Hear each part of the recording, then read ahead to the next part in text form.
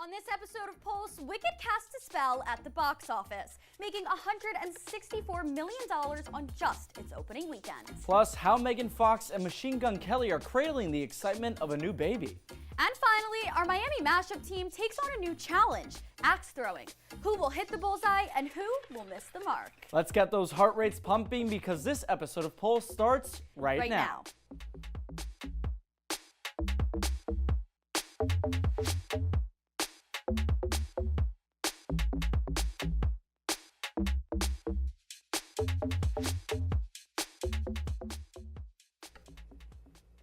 Hello and welcome to another episode of Pulse, the University of Miami's live entertainment and lifestyle show.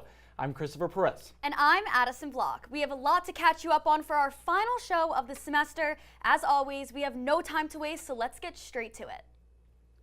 From the balloons to the bands and the Broadway performances, the Macy's 98th annual Thanksgiving Day Parade was everything we hoped for. That's right. This year's parade was packed with show-stopping moments and some brand new floats. Let's recap the highlights. The iconic balloons made their return to the skyline with fan favorites like Spider-Man and Snoopy, plus a new addition, Bluey, who made her parade debut. And we can't forget about the performances. Broadway took center stage with casts from Death Becomes Her and The Outsiders, plus some big names like T-Pain and Jennifer Hudson hit the stage for a show-stopping musical number. And of course, no parade is complete without Santa Claus closing it out in style. He made his grand appearance to officially kick off the holiday season. The Macy's parade is truly a tradition that just keeps getting better. And the Witches of Oz have cast their spell once again. Wicked the movie is all anyone can talk about, bringing the magic of Oz to a whole new level. Since its release, Wicked is dominating the box office, ranking in $164 million in just its opening weekend. This massive success has set a new standard for movie musicals. Starring Cynthia Erivo as the powerful Elphaba and Ariana Grande as the glamorous Galinda, the film weaves together stunning performances and mesmerizing visuals. Director John M. Chu adapted the story into a cinematic wonderland, and audiences feel like they're right there in the Emerald City. The cast of the highly anticipated movie kept fans engaged throughout the production with frequent updates on social media. Ariana Grande even shared an exclusive sneak peek on TikTok, featuring her and Cynthia Erivo performing Defying Gravity.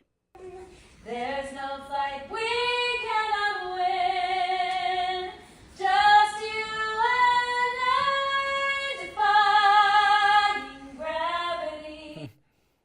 Disney's highly anticipated sequel, Moana 2, finally hit theaters. The movie continues the story of Moana as she takes on a new journey filled with challenges and self-discovery. This time, Moana teams up with Maui once again to face two powerful new characters, Nalo the storm god and Matangi, a mysterious goddess from the underworld. As Moana navigates these challenges, the film dives deeper into her role as a leader and her connection to her people. Moana 2 also brings a fresh soundtrack with original songs that fit perfectly with the stunning and visuals of emotional storylines. Critics are already praising the movie, making it a must-watch for the fans of the first film. Looks like people of all ages will head to the theaters for this one, proving that Moana has truly become one of Disney's most beloved characters. Moana 2 is now playing in theaters nationwide. Calling all Dancing with the Stars lovers, the season 33 finale brought the heat, the drama, and one very deserving winner. Bachelor Joey Grosade and pro dancer Jenna Johnson are officially your season 33 winners. The pair wowed, well, most of the judges with a perfect redemption cha-cha and an incredible freestyle routine that won them the Len Goodman Mirror Ball Trophy. But the competition was tough, with Olympic rugby player Alona Mayer and Alan Bernstein taking second place, and actress Chandler Kinney and Brandon Armstrong landing in third. Now, you know, Christopher, I don't watch sports, so this finale was my Super Bowl. Did you get a chance to watch it? Addison, I hate to break your heart, but I've never seen a season of Dancing with the Stars. Sorry. But next up, Angela Safone turns up the volume on all things music. Let's hear what she has for us. Hello, my music lovers. It's Angela Safone here, ready to take you off the record for one last time this semester. But we can't make this sad because this episode is full of joy. Joy for the holidays, that is. And this news will make your holiday season brighter than Rudolph's nose. The Queen Bee headlines the halftime show for the Ravens vs. Texans on Christmas Day. and it looks like this is Texas after all. The game will take place at the NRG Stadium in her hometown of Houston, Texas. Beyoncé will perform her latest tracks from her Grammy-nominated album, Cowboy Carter, live for the very first time since it was released earlier this year. But it gets better. The show will be streamed live on Netflix. Netflix's NFL Christmas Game Day will live stream both football games and the halftime show for the very first time in the history of Netflix. And we're freaking out. Even Lizzo asked, quote, "Has there ever been a halftime show for a non-Super Bowl game? If not, this is revolutionary." So hold on to your Christmas stockings because there is going to be a lot more than football touchdowns on the field. Speaking of spreading holiday joy through the Netflix, the streaming service announced another holiday special featuring someone short and sweet. And no, I'm not talking about one of Santa's elves. I'm talking about Sabrina Carpenter, of course. And A Non-Christmas with Sabrina Carpenter is the star's very first Netflix holiday special. And according to the trailer, you should not expect a silent night. But there's more. This holiday special has a guest list that will heat up the North Pole. You can expect to see stars including Chappell Roan, Shania Twain, and Tyla, to name a few. The special will release only on Netflix on December 6th at 9 p.m. Eastern Time. Well, it's definitely beginning to look a lot like Christmas with all this news. I think this is my cue to sign into my Christmas PJs and pour me an espresso to get into the holiday spirit with my girls. Thanks for a fun, music-filled semester. Have a great holiday season, and until next time, we're going to take you on a short break.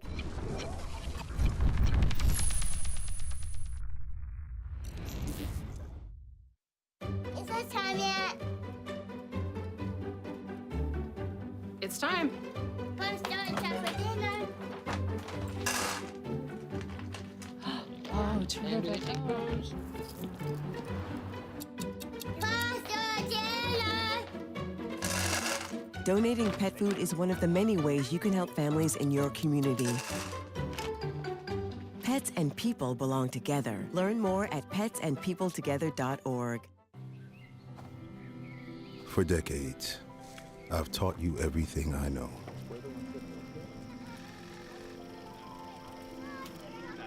How to safely build a fire. How to control the flames.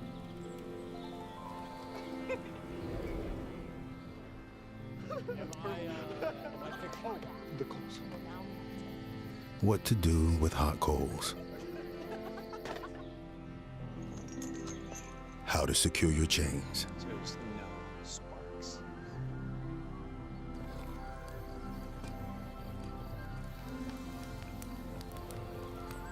But I can only teach wildfire prevention. Only you can prevent wildfires.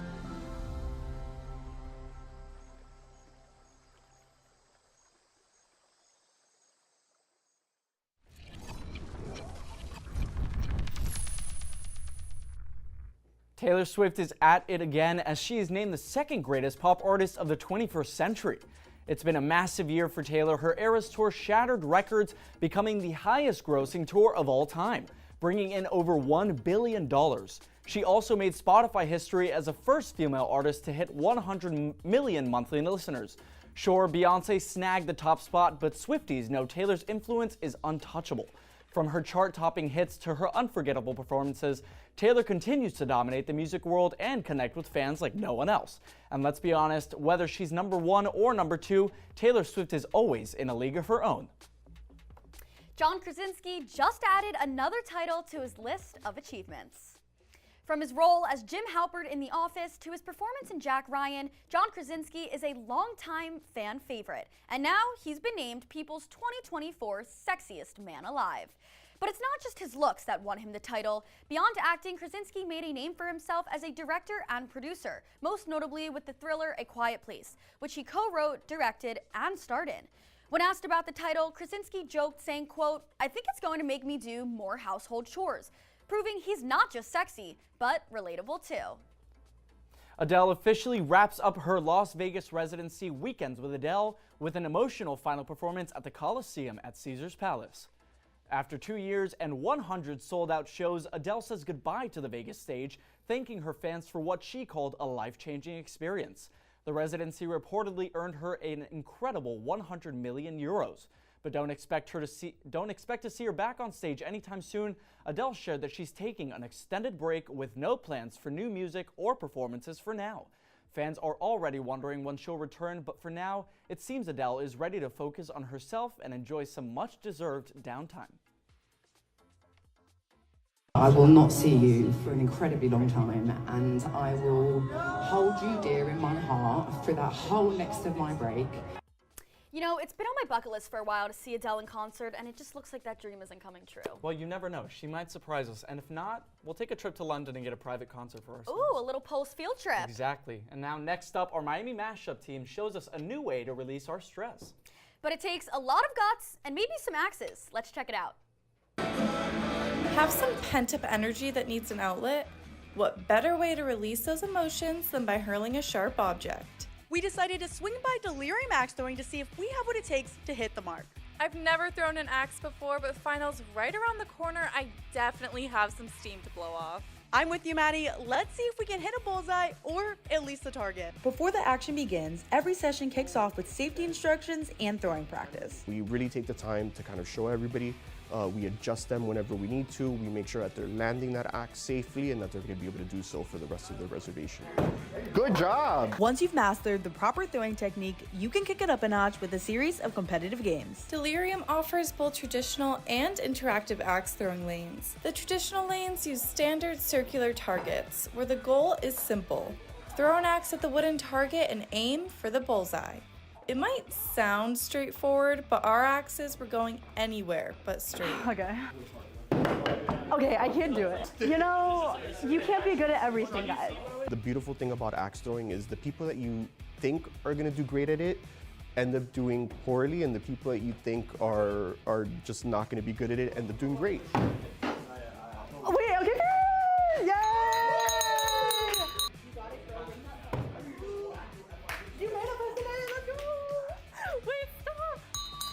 For the interactive lanes, there's 7 different game modes. Here you can choose family game night favorites like tic-tac-toe or zombie hunter, where you aim for the zombie heads. And if you get bored of the axes, don't worry, there's ninja stars to test out and even a sword, if you're up for the challenge. I was pretty impressed with my sword skills.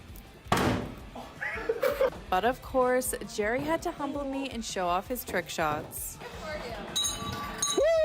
Whether you're a pro or have never picked up an axe before, it's the perfect activity for all occasions. We're here for an AEPI bonding experience. Founding brothers, we're meeting each other, getting to know each other a little bit better. I mean, I got a lot closer to these guys, and it's good to meet them. It's good to know how good they throw their axe. So whether you're celebrating a special occasion, bonding with friends, or just looking to try something new, axe throwing is a great way to sharpen your aim and unwind. As crazy as it sounds, there is nothing like launching an axe across the room. It is so gratifying. It is scientifically proven to relieve stress. So why not try it out? Who knows? You might just nail the bullseye. For UMTV, I'm Gracie Herberholt. And I'm Madeline Darby. Now let's head over to our A-List Insider team to get the scoop on the latest celebrity drama. Thanks, guys. Welcome back to A-List Insider. I'm Melissa Beatty. And I'm Maria Regina Mendoza. Let's get straight to the gossip. Megan Fox and Machine Gun Kelly embark on a new journey as they expect their first child together. Fox is pregnant with her 4th child, but this is her first with her fiancé Machine Gun Kelly.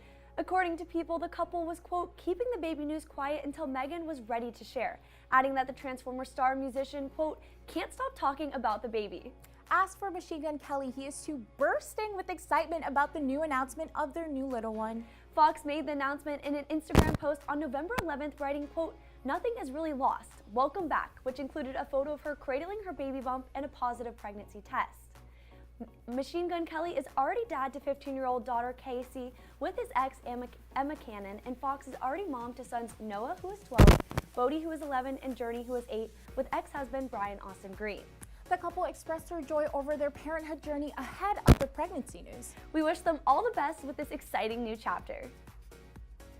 Ellen DeGeneres officially trades her Hollywood for the charm of the English courtside. She and her wife, Portia de Rossi, settled into a stunning home in the celeb favorite Cotswolds region. The Cotswolds is a hot spot for A-list insiders, and celebrities like the Beckhams, Kate Moss, Elizabeth Hurley, and even King Charles have homes there. And now Ellen joins the club. This big move comes after a quick house hunting trip in October. Ellen found her dream home and made it official in no time. But let's talk about why she left Hollywood in the first place. The Ellen DeGeneres Show ended in 2022 after 19 seasons following allegations of a toxic workplace environment that surfaced in 2020. Ellen did address the controversy, calling the claims, quote, devastating and admitting it was a tough time for her. She said it consumed her, but she also made the decision to end the show to turn the page. She spoke about her journey in her final Netflix special, Ellen's Last Stand-Up, where she made it clear her time in the spotlight is over. And her words, quote, "This is the last time you're going to see me." Now she's focusing on a quiet life in the countryside. It's a big shift, but for Ellen, it seems like it's the perfect way to start new. Now, time for a quick break. We'll be right back with Pulse.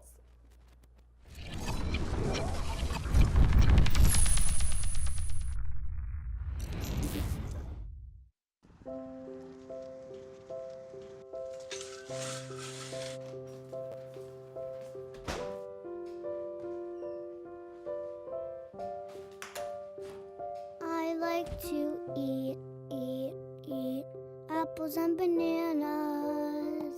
I want to eat apples and bananas. I need to eat apples and bananas. Why can't I eat apples and bananas?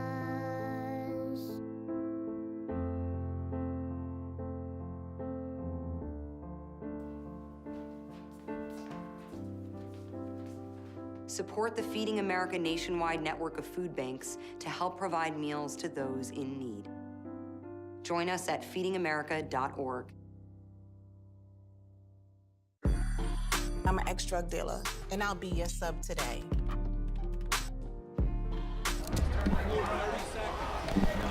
Two milligrams of fentanyl can be lethal. A lethal dose is in here. Who gets it, I won't know. It's cheap, it's potent, and it's profitable. The sad reality is, fentanyl is being mixed into everything now. More kids should know.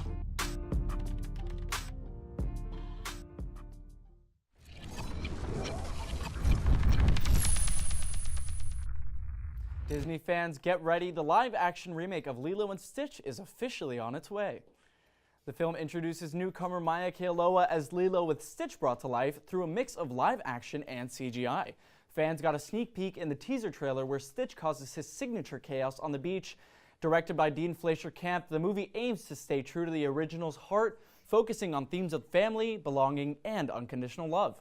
It also reimagines iconic moments from the animated classic, promising plenty of nostalgia for longtime fans while introducing this beloved story to a new generation. So get ready to head back to Hawaii. Lilo and Stitch lands in theaters May 23rd, 2025. And now our Fashion Frenzy team shows us how to bring fashion to the holiday season. Let's take a peek. Hi guys, welcome back to this festive edition of Fashion Frenzy. I'm Cindy Roberts. And I'm Lauren Harrington, and today we're diving deep into one of the most outrageous and beloved holiday traditions, ugly Christmas sweaters. That's right, we're taking DIY to the next level. Let's see who can make the tackiest masterpiece. Jumping right into it, we first organized our materials, our 2 sweaters, ribbons, bells, buttons, and even some sparkly bows to make our sweaters really shine. All right, Lauren, so tell us what ideas you have so far. What are you working on over here? So we've been designing for a little bit. I'm thinking about doing a classic, a Christmas wreath. I'm using this green ribbon for the greenery, and then this big red bow for the centerpiece. And I'm thinking about adding these jingle bells for the decoration. Mine is kind of a classic theme as well. I'm going to use this ribbon or maybe another one to make the outline of a Christmas tree. We're going to put a little bit of jingles on it, probably a little bit of buttons, and I'm thinking I'm going to make some bows out of all of these ribbons as well. Ugly Christmas sweaters have been a holiday tradition since the 1950s. Many people use it as a way to express their artistic ability and holiday joy.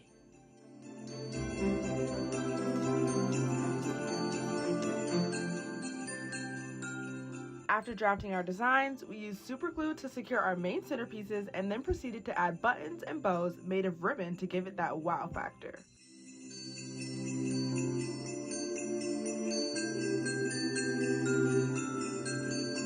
After some hard work and a quick dance break, we finally came out with something we could be proud of.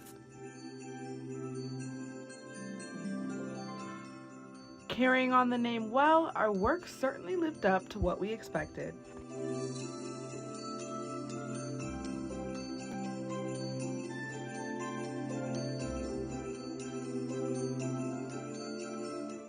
So as you can see, we have our ugly Christmas sweaters on, guys. I hope you like them. Whether you're buying or making an ugly Christmas sweater during this holiday season, the most important part is to have fun and jump into the holiday spirit. That's right, guys. That's what this season is all about. Well, thank you so much for joining us on this very festive edition of Fashion Frenzy. Happy holidays! Happy holidays!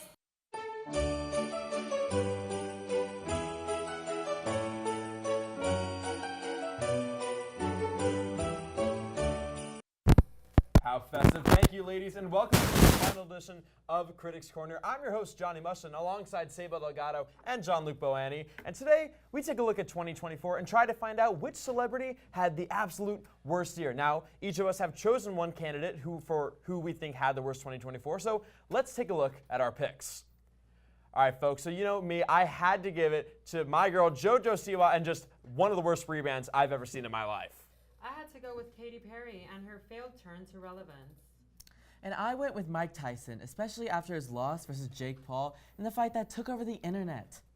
Okay, now I gotta start with you, Jean-Luc. Okay, Mike Tyson, he made millions of dollars off this fight. You think that he had the worst year? I know it's a really hot take, but this loss happened at the end of the year, which was the worst possible time for it to happen. Everyone's gonna remember this for the rest of their lives. He's being flamed on the internet. People are either feeling really bad for him because he's a super old guy, so that fight was kind of rough for him. But listen, I think that Jake Paul paid him off, and he is one of the best boxers of all time, so this is not gonna hurt his status in general, I don't think. Jake Paul did not pay him off. There's no way that someone who created It's Everyday Bro. Jake Paul is not gonna beat Mike Tyson in a fight. And once again, and now going on to Katy Perry. Katy Perry did not have a bad year. She had kind of a nothing year though.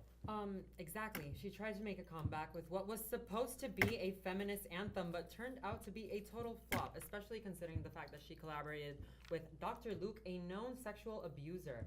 You know, she tried to make a big hit, and it only peaked at 63 in the US and 65 in the global Billboard 200. Okay, well, when you want to talk about flops and overall just terrible music quality, have you heard about Karma? JoJo Siwa has been a bad girl this year, folks. First off, she was accused of fraud. Keep that in mind. So she was a really bad girl, especially with law enforcement. But did you hear Karma? One of the worst songs I've ever heard. But then it came out that she copied a singer already. And people liked Britt Smith's song, not JoJo Siwa's. Well, she peaked at number 7.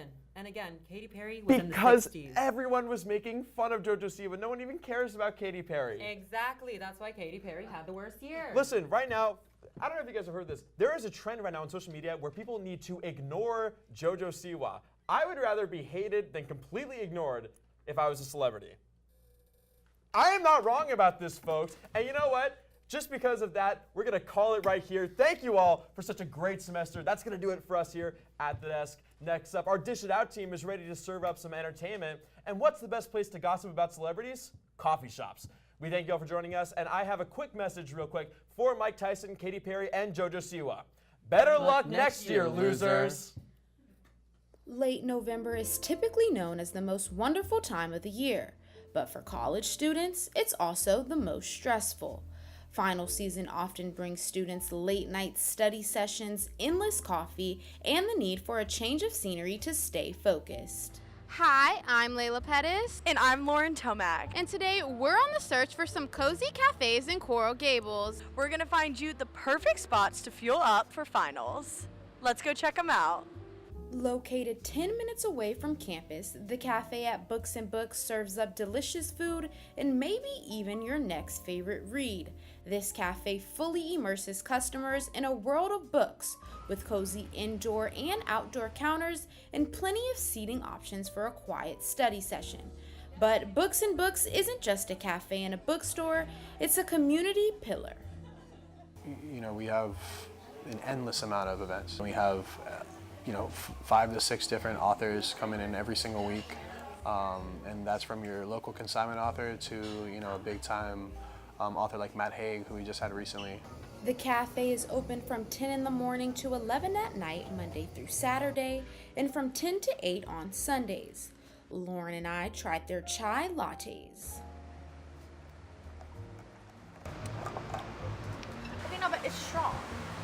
I personally like the strong chai. Yeah, I do. I also took a bite out of their veggie stuffed pita. These veggies, I prefer my veggies to be cooked nice and soft. I love it when they just melt in my mouth. That's exactly what these veggies are doing. This cafe is a combination of two of my favorite things, books and bread. Layla, that's one dynamic duo. Alrighty, well, let's go try out our next spot, Macondo's, located just steps away. Macondo's is more than just a coffee shop. It's a cup of Colombian culture. If you're craving a bold cup of coffee, you're in good hands. Their coffee isn't the only thing that's hot on their menu. Between their bold Latin American flavors and classic American dishes, Macondo's is a cafe that will satisfy anybody's cravings. We spoke with the general manager of Macondo's, Jersey Giralja, and she expressed her enthusiasm behind the cafe and what she hopes people take away from their experience. Condo is really a special place because we want to bring a little bit of Colombia to the neighborhood. So we want them to have like a magical experience through the food, through their coffee, through the customer service, that they feel welcome as we do when you're in Colombia. I had the chance to order one of their freshly made egg sandwiches.